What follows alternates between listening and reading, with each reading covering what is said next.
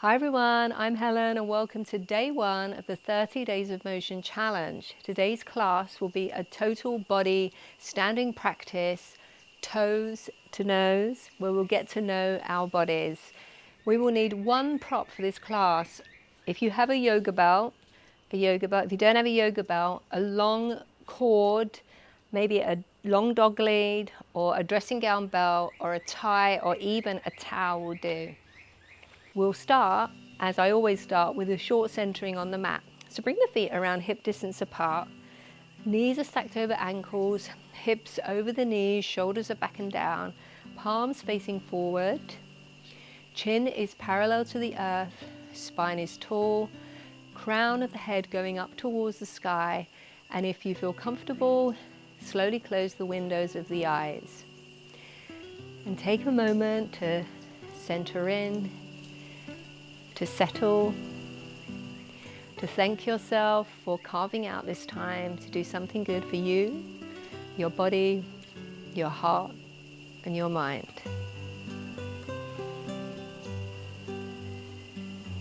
As you stand here, maybe bring your awareness to the breath.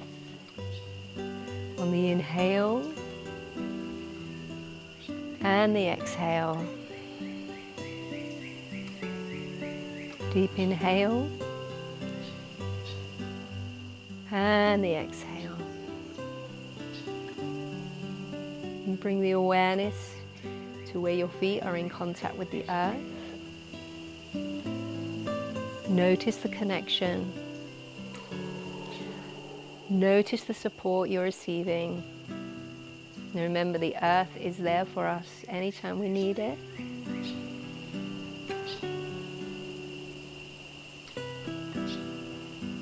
And with a soft gaze, slowly open the eyes.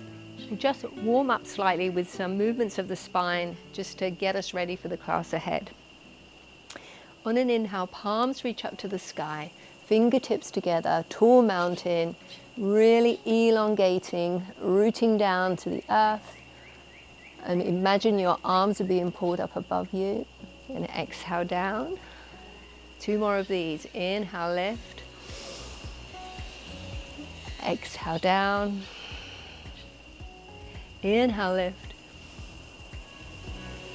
And exhale down. On an inhale, palms come up. If you can bring the palms together, great. If it's more comfortable to have them apart, have them apart. Grounding down into the right foot. So I'm going to mirror you throughout this class. Grounding down into the right foot.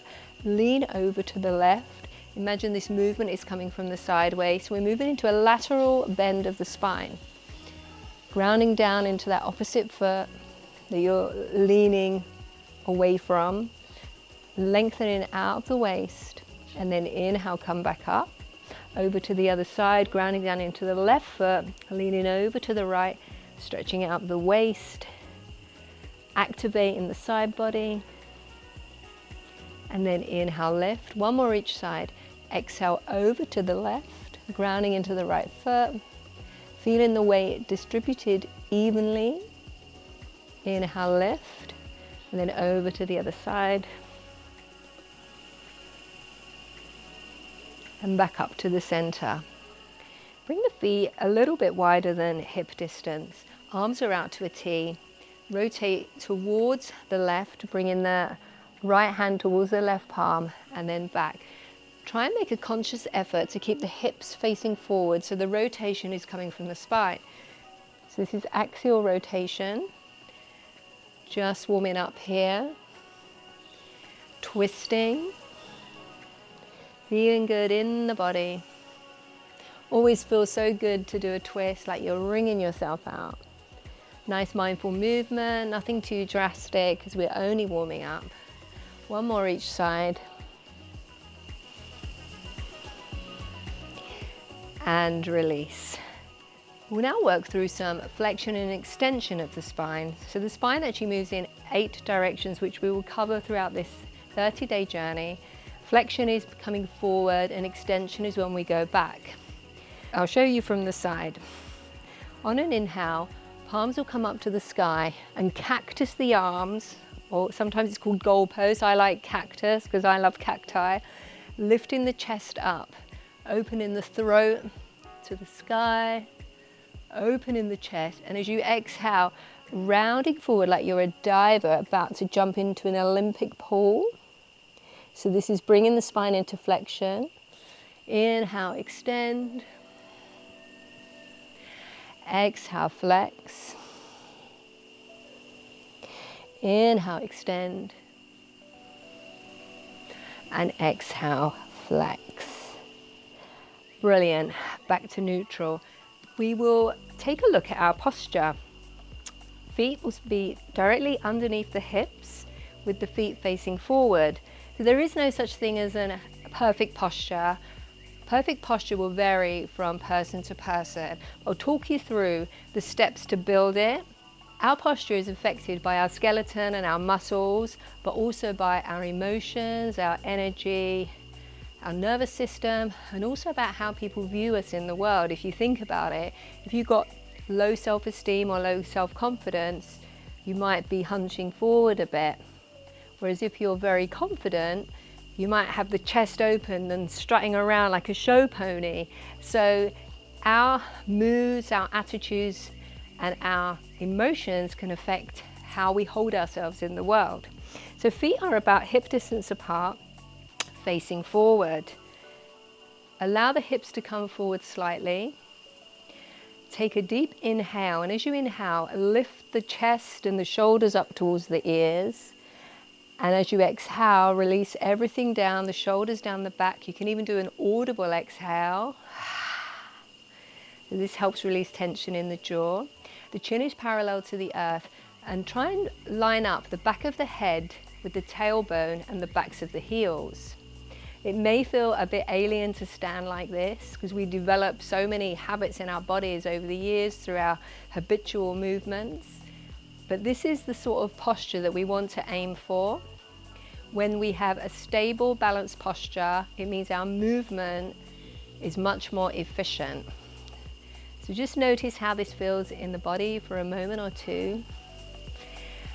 And think of these principles, and whenever you catch yourself standing around, notice how you're holding your body, how you're holding the spine, the pelvis, the shoulders, the chin.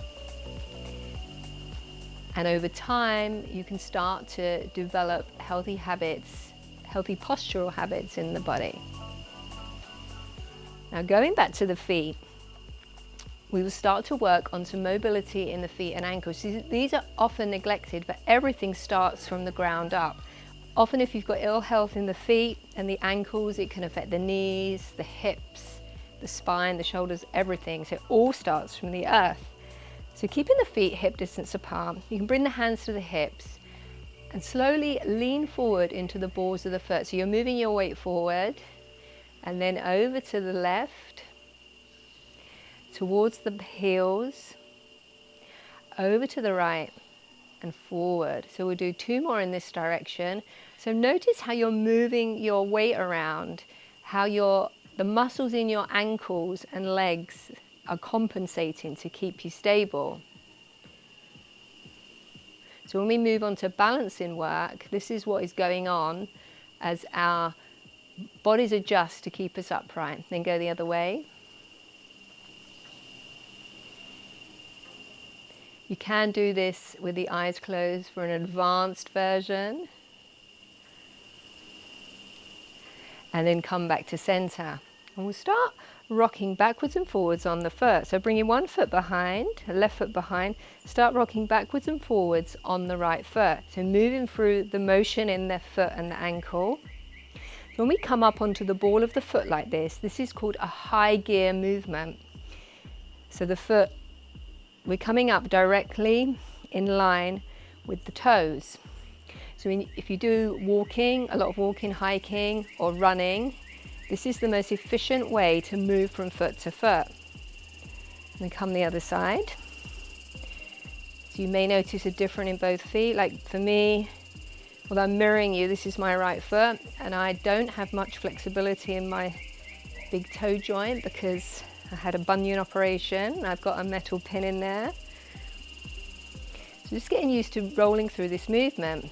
Now, this is called high gear, and this is optimally how we want to walk. High gear. The other option is low gear, and I'll just demonstrate. Low gear is when you step forward, and instead of having your foot facing forward, it's moving out to the side, and you roll around the big toe joint, and the tibia internally rotates. So this is the muscle in the lower leg. Now this is not an efficient way of walking. They call this an energy leak. Ideally, we want the tibia to externally rotate more. If you look at a child's footprints in the snow or sand, if you live in Costa Rica, you will see that a child's footprints are parallel like this. As we get older, in our 30s and 40s, we may start to have our feet turn out. And then when you see someone maybe in their 80s, sometimes you see them walking like this. This is because these muscles in our legs become very lazy, and the body is very clever. The body will always find the path of least resistance. So it takes effort to keep the legs walking straight, engaging these muscles. So be mindful when you walk, what position your feet are in, how your legs are, what is being engaged, and try and aim for this high gear. Okay, high gear. We'll do a couple of palm trees, so feet facing forward, under the hips. We'll be rolling through onto the toe mounds, and the arms come up. Engage in the legs and come back down. 3 more of these. Inhale, lift. Exhale, down. Inhale, lift, getting a nice stretch for the bottom of the feet. Exhale, down. Inhale, lift. And then exhale, down. Excellent. We'll now move on to some ankle mobility, but utilizing balance as well. Starting to put all the weight into the right foot. So if you think about the foot, you have 3 connection points. The big toe mound, the little toe mound, and the middle of the heel. So our foot is made of 3 arches, and they all meet. The transverse is across the front, and the other 2 go back towards the heel. So if you think about an arch, the Romans knew an arch was very supportive. That's like our feet. Grounding down into those 3 points of your foot, zip up through the midline. So this is our superpower, that when we hug into the midline with our abs and all our muscles, we get a lot of stability. And come to the ball of the left foot, or even the toe. Hands are at the hips. Core is engaged. Maybe you can lift this knee off the floor, or the foot off the floor. You can always hold on here to a chair or a wall, and we'll do 5 ankle rolls in one direction, and then 5 in the other. So you may hear some clicks and pops. And over to the other side, so getting those 3 stable points. Zipping up through the midline. I forgot to say, find a fixed gazing point, hands to hips. Bring this knee up, and then 5 circles in one direction. And then 5 in the other. And release down. Moving on now to the knee. So the knee joint is a modified hinge. In general, it extends and it flexes, but it does have some rotation. However, we want our knees really to stay just on this one plane for nice, stable, strong knees. Moving into chair pose to move through flexion and extension of the knees. Bring the inner feet together, inner ankles, knees together. Take a deep inhale, and as you exhale, sit down into your chair. Now, depends on your mobility, how deep, and the strength of your thighs, how deep you're going to go in your chair. Keeping the tailbone descending towards the earth. We don't want to flare it up, but we don't want to tuck it so much that we lose this natural curvature of the spine. So somewhere in the middle, the Goldilocks position. On an inhale, the arms can come up. You can keep them at the chest or at the hips. If you have the mobility in the shoulders, you can bring the palms together. 5 breaths here. 1, so lengthen in the spine. 2, descending into the earth. 3, putting the mind into the glutes. 4, noticing the sensation in the knees, 5, and come back up. And we'll move through some chair bursts, so palms to the chest. As you exhale, sit down into your chair again, and then inhale up, chest to the sky, and we move the arms into cactus. So it's 1, 2, 3, engaging the glutes to help power you up, 4, and 5. Excellent, well done. Moving on now to the hip. So the hip joint is the biggest joint in the body. It's got the biggest muscles attached to it, the thigh muscles, and it moves in 360 degrees. We are normally chair-shaped because of our lifestyle. We're sitting in chairs all day long, we're at a desk, we're driving, so we often lose the external and internal rotation of this joint. Let's see where we are. Coming into goddess pose. So goddess, the feet are wider than hip distance, making sure the knees are going in the same direction as the feet, grounding down into those 3 points. As you exhale, sit down into your goddess. Now this might be a pretty intense pose for you. Our hips are in horizontal abduction, which is not a natural position that we regularly do in our lives. Sitting down deep, palms at the chest, core is active and engaged, shoulders are released, and stay here for a few breaths, just noticing the sensations. You may feel burning in the thighs. And then inhale, straighten for relief, and we'll do 5 of these goddess squats. 1, 2, 3,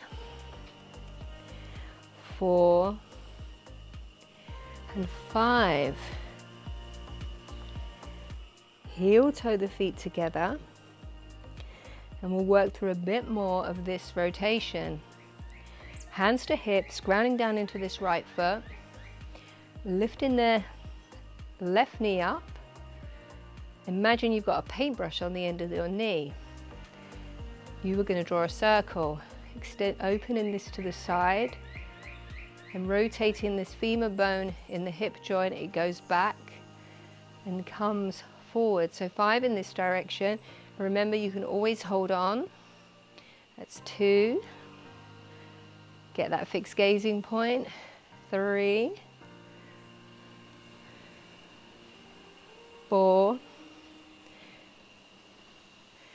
5. Back the other way. 1, so it might be a bit different going back. 2, 3, 4, and 5. Excellent, well done. Shake it out. The other side, getting the stable base, grounding the left foot into the floor, hands at the hips, that stable posture, shoulders relaxed, breath steady, gaze steady, bringing this right knee up into the chest. You've got this paintbrush on your kneecap. You're going to draw a circle. 1, 2, 3, 4,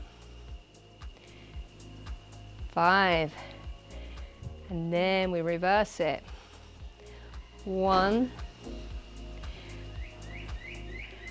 2, 3, 4, and 5. Excellent job, well done. So notice how that feels in your hips. Maybe you felt some sticky parts, a little bit of creaking and cracking, which is perfectly normal. And just notice where you were.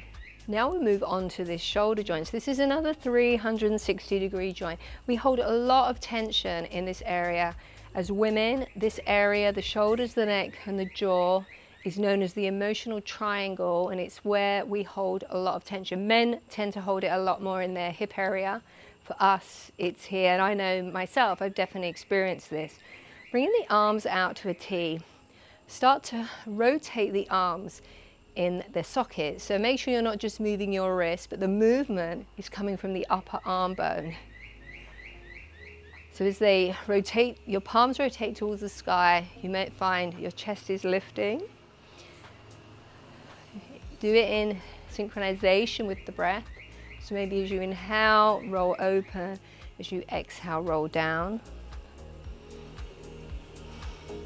Just noticing how your shoulders feel.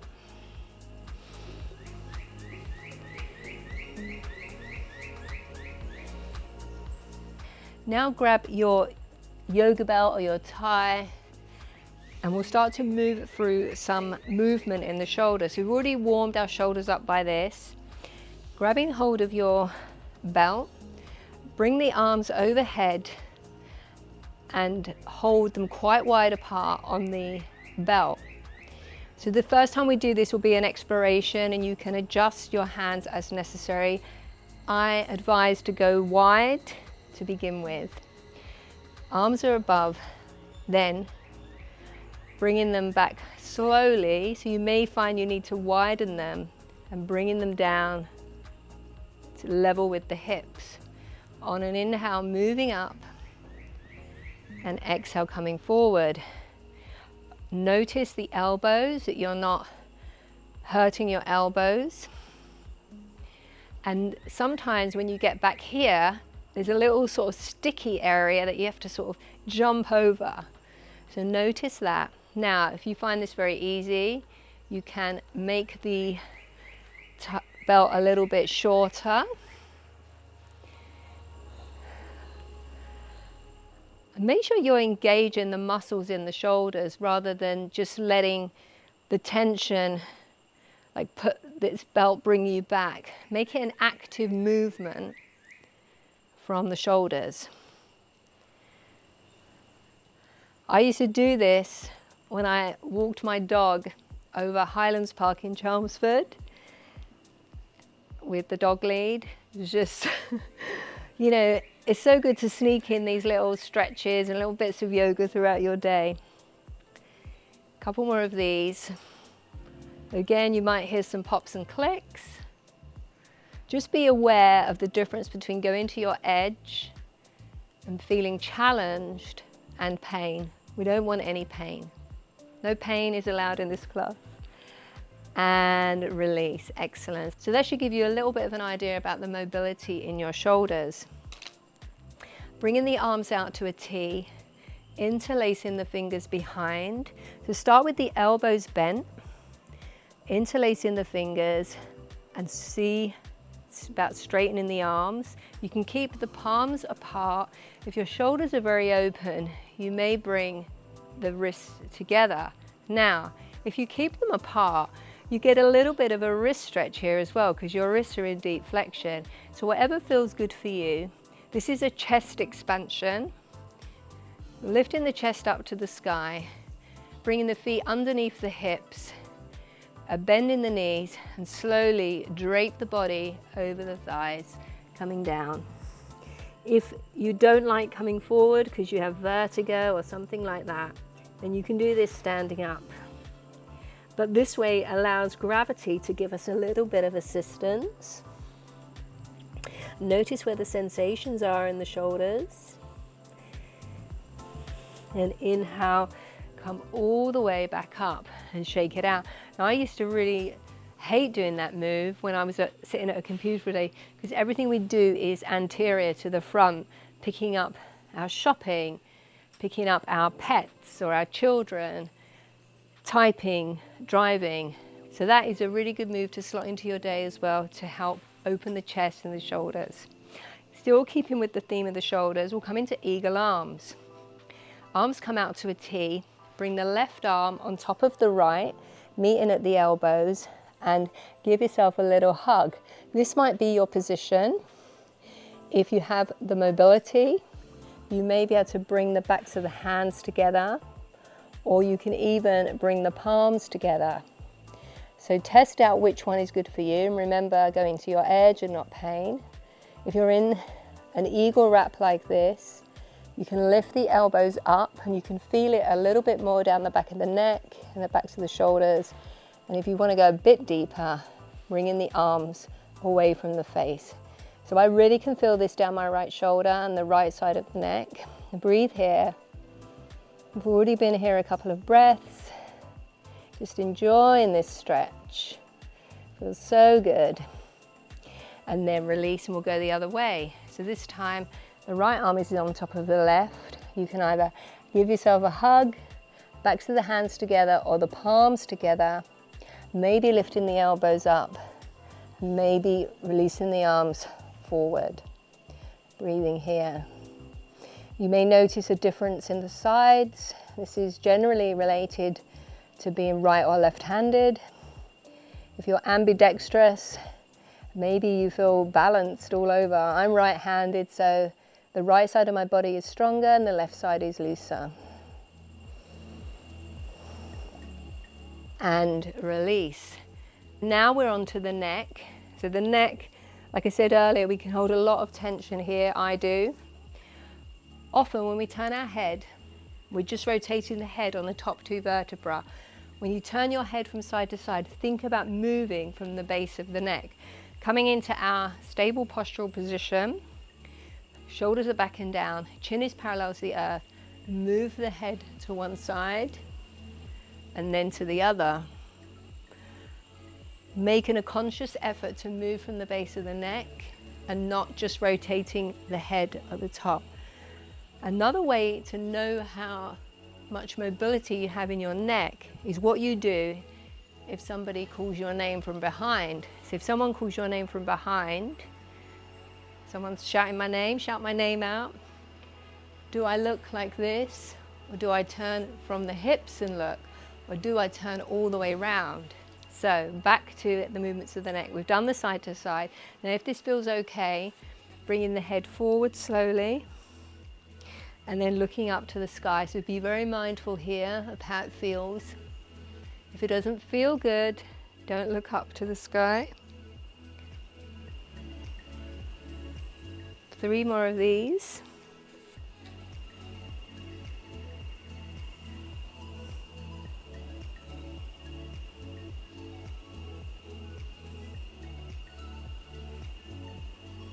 And then back to neutral. And now neck circles. So again, if it doesn't feel good going back, do half circles. Bringing the chin down, then rolling over to the left, but to the back, to the right, and forward. So 5 in one direction. No rush. I can hear lots of snap, crackle, and pops. So they're caused by a number of different things, by friction, air pockets, the fascia, stuff trapped in the vacuoles in the fascia. Feels so good. And then if you haven't changed direction, please change now.